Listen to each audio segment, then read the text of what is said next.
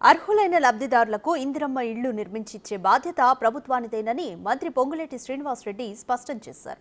ఇందిరమ్మ ఇళ్లు, గ్రామాల్లో రెవెన్యూ వ్యవస్థ, సర్వేయర్ల నియామకం తదితర అంశాలపై సచివాలయంలో సీఎస్ శాంతికుమారితో కలిసి సమీక్ష నిర్వహించారు.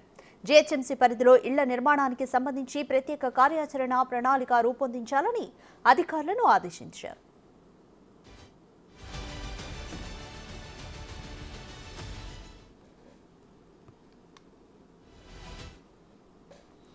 గ్రామ సభలు ఏర్పాటు చేసి లబ్ధిదారుల జాబితా తయారు చేయనున్నట్లు చెప్పారు. అర్హుల ఎంపిక, ఇళ్ల కేటాయింపు ప్రక్రియ పారదర్శకంగా ఉంటుందన్నారు. త్వరలోనే సర్వేయర్లు, గ్రామాధికారులను నియమించేందుకు చర్యలు తీసుకుంటున్నట్లు చెప్పారు. మొదటి విడతలో ఇంటి స్థలం ఉన్నవారికి ప్రాధాన్యత ఇస్తామని, రెండో విడతలో ఇంటి స్థలంతో పాటు ఇందిరమ్మ ఇంటిని నిర్మించి ఇస్తామన్నారు. గ్రామానికి ఒక రెవెన్యూ అధికారిని నియమిస్తామన్నారు. అర్హులైన వారికి ప్రత్యేకంగా పరీక్ష నిర్వహించి తీసుకోవాలని అధికారులకు సూచించారు. ఈ పరీక్షకు సంబంధించిన విధి విధానాలను తక్షణమే రూపొందించాలని, పరీక్ష నిర్వహణకు అవసరమైన ఏర్పాట్లు చేయాలని అధికారులను ఆదేశించారు.